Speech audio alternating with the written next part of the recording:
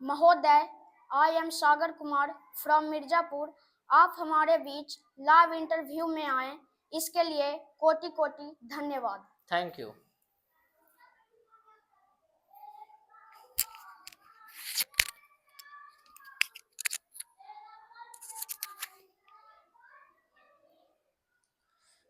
Sir, I am Lakshman Kumar from Bechu bigha.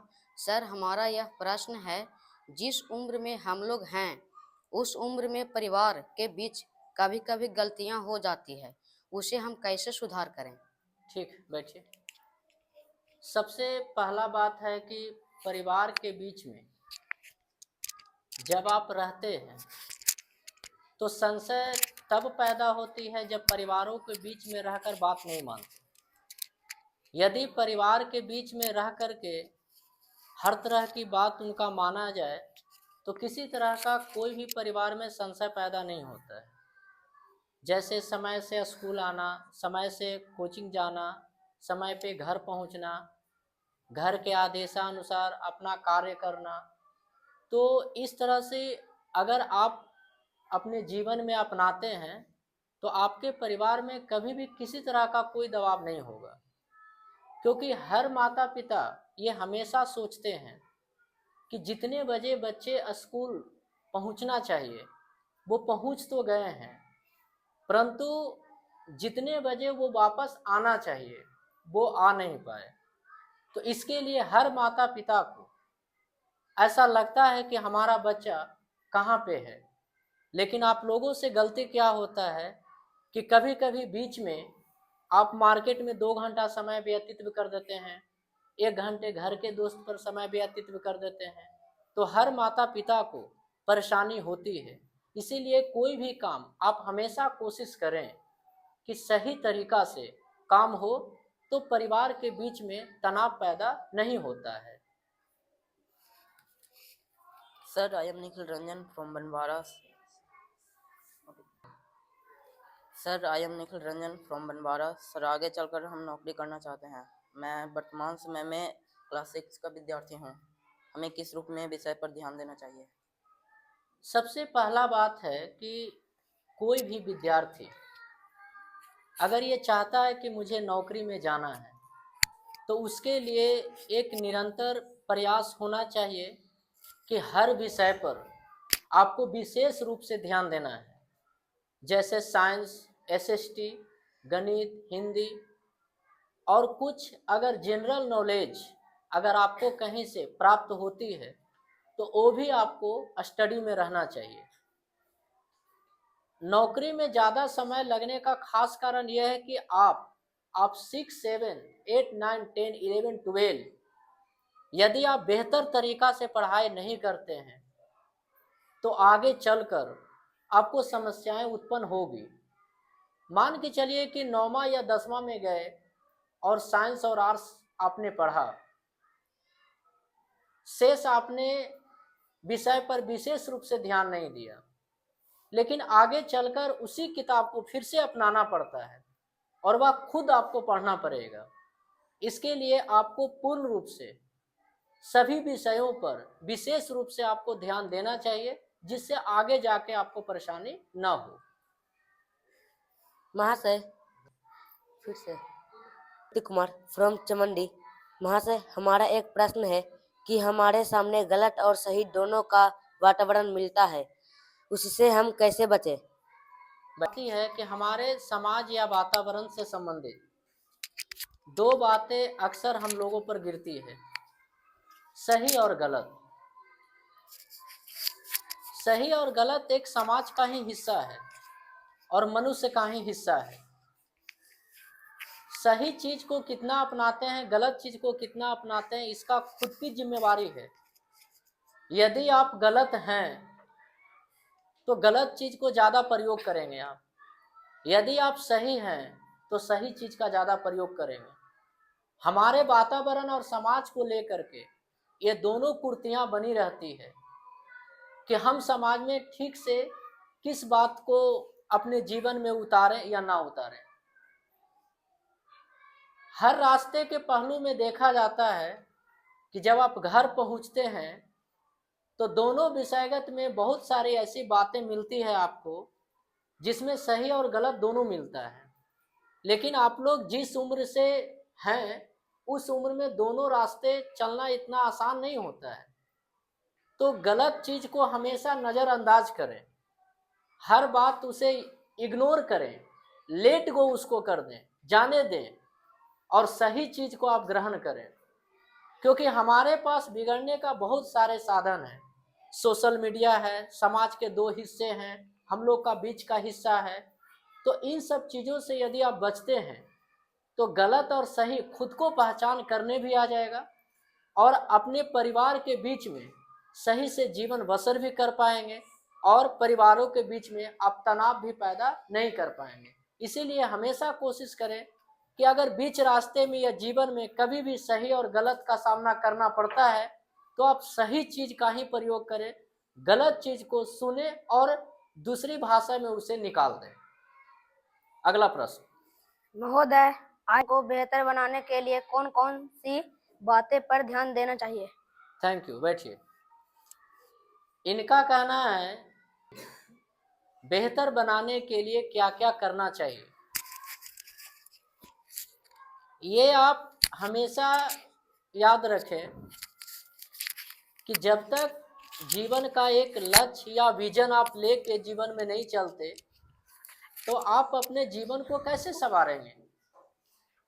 अपने जीवन को संवारने के लिए आपको कुछ कुछ बातें पर विशेष रूप से ध्यान देना चाहिए।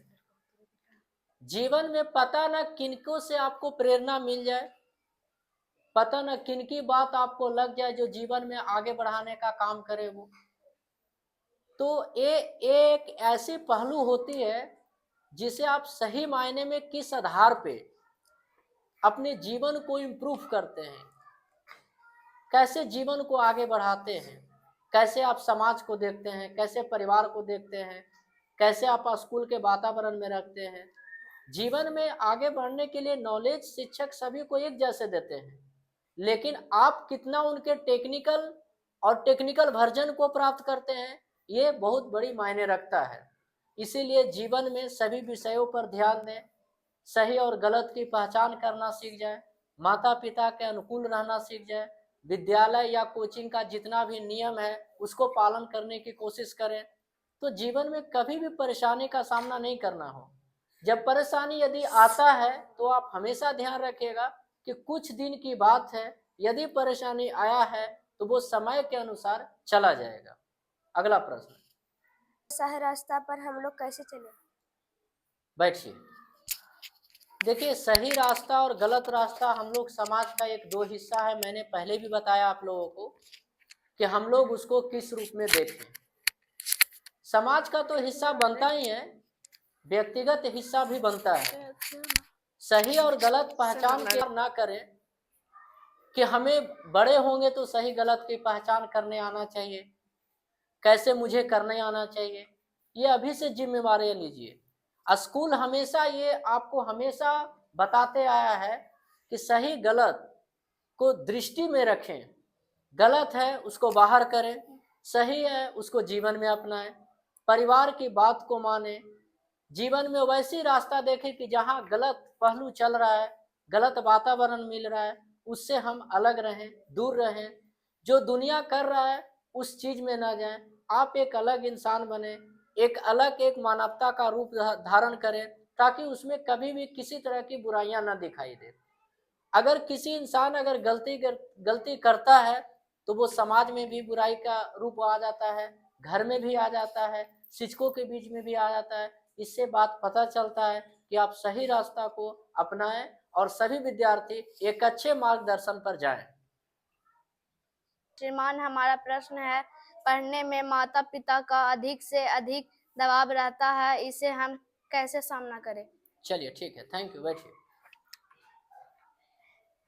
ये बात हमेशा ध्यान रखें कि माता पिता इसलिए आपको दबाव देते हैं। माता पिता का दबाव के साथ साथ शिक्षकों का भी दबाव रहता है आप लोगों पर कि आप उसे किस रूप में बेहतर करें। आप यदि बेहतर नहीं बनेंगे तो फिर कौन बनेगा? जो व्यक्ति नहीं पढ़ा या जो व्यक्ति नहीं पढ़ रहा है वो बेहतर कैसे बन सकता है?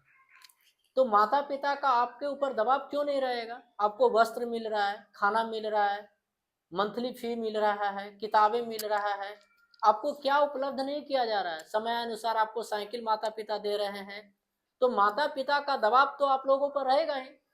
अगर माता पिता का दबाव आप नहीं रहेगा, शिक्षकों का दबाव नहीं रहेगा, तो आप जान लीजिए जीवन में आप आगे नहीं बढ़ पाइएगा, जीवन में आप सक्सेस नहीं कर पाइएगा।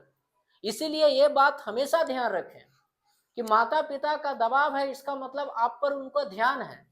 अगर टीचर बात बात पर आपको टॉर्चर करते हैं, समझाते हैं या डांटते हैं, इसका मतलब अंदर से मनोभावना में आपके प्रति है कि मुझे वो अच्छे के लिए बता रहे हैं।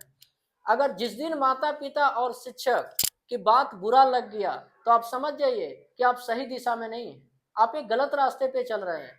जिस दिन आपको लग गया कि नहीं, हमारी गलती के कारण हमारे शिक्षक और माता पिता दबाव दे रहे हैं, तो आप समझ लीजिए कि आपको अगर खुद को ये रियलाइज हो गया, खुद को ये प्रश्न उठ गया, तो आप समझ लीजिए कि हम सही दिशा में हैं। इसीलिए माता पिता का दबाव क्यों नहीं रहेगा? आप सही समय से स्कूल नहीं आइएगा तो दबाव रहेगा, ज्यादा छुट्टी मारिएगा तो दबाव रहेगा, सही समय से घर नहीं पहुंचेगा तो दबाव रहेगा, घर की बात नहीं मानिएगा तो दबाव रहेगा, काम नहीं करिएगा तो दबाव रहेगा। तो ये बात तो स्पष्ट होता है कि निश्चित रूप से आपके माता पिता का दबाव रहेगा। अब इसको कैसे झेलना है? तो सही तरीका से चलिए, दबाव कम आएगा, दबाव कम पड़ेगा। ये बात से मैं सहमत हूं कि आप लाइव इंटरव्यू में जुड़े हैं, आपको कोटि कोटि धन्यवाद। I am Aman Kumar from Firozpur मराची। श्रीमान, हमारा एक प्रश्न है कि जीवन में शिक्षा को बेहतर करने के लिए कौन कौन सी विषय पर ध्यान देना चाहिए? देखिए, पढ़िए, थैंक यू। और सही कोचिंग का चुनाव करना बहुत जरूरी है।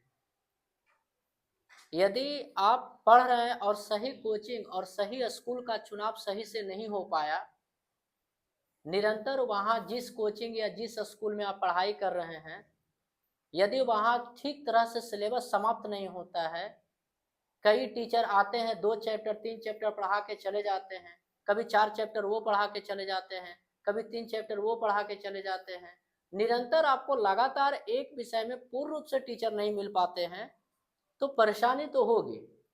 अगर बेहतर शिक्षा पाने के लिए तो आपको बेहतर टीचर भी तो मिलना चाहिए।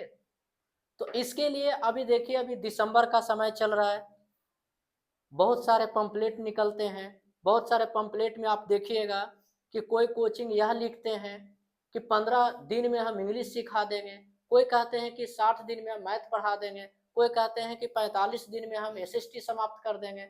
तो ये सारे अफवाहों से आपको बचना होगा, ये सारे कंडीशनल से बचना होगा, क्योंकि कोई खेल नहीं है विषयगत 15 दिन में समाप्त कर देना, 45 दिन में समाप्त कर देना, 20 दिन में पढ़ा देना, ये सब खेल नहीं है। वो एक तरह से वो कोचिंग एक प्रकार से क्या है, प्रलोभन आपको देते हैं कि किसी प्रकार से बच्चा आए। तो जीवन में बेहतर शिक्षा पाने के लिए आप हमेशा ध्यान रखें कि आपको बेहतर कोचिंग और बेहतर स्कूल का चुनाव होना बहुत जरूरी है। यदि आप बेहतर नहीं कर पाते हैं तो फिर जीवन में कभी बेहतर नहीं कर पाएंगे। एक बार यदि विषय कमजोर होता है तो उसमें बहुत बहुत बहुत मेहनत करना पड़ जाएगा। इसीलिए इस बात से आप सहमत हो जाएं कि एक अच्छे कोचिंग और एक अच्छे स्कूल का चुनाव करें, चाहे किन्हीं का चिकित्सा में कोचिंग हो। यहाँ पे कोई भी प्रश्न ऐसा नहीं बोला जा रहा है कि आप इनकी कोचिंग का चुनाव करें या स्कूल का चुनाव करें, लेकिन आप माता पिता के अनुकूल, ठीक है, आप अपने खुद, इतना आपको बनाया गया है, तैयार किया गया है कि आप खुद समझ सकते हैं कि कौन सा कोचिंग अच्छा है, कौन सा स्कूल अच्छा है, कौन बेहतर एजुकेशन देते हैं, कौन बेहतर तरीका से हमें समझाते हैं, कौन बेहतर तरीका से हमको गलत पर डांटते हैं। ये सारी चीज पे आपको विशेष रूप से ध्यान देना होगा। पढ़ाई के साथ साथ संस्कार और अनुशासन भी जीवन में महत्वपूर्ण अंग है, और महत्वपूर्ण अंग के साथ साथ आप उसे आगे बढ़ने में वो मदद करेगा। इसीलिए बेहतर शिक्षा के लिए बेहतर स्कूल, बेहतर कोचिंग, बेहतर शिक्षक का चुनाव करना आवश्यक है।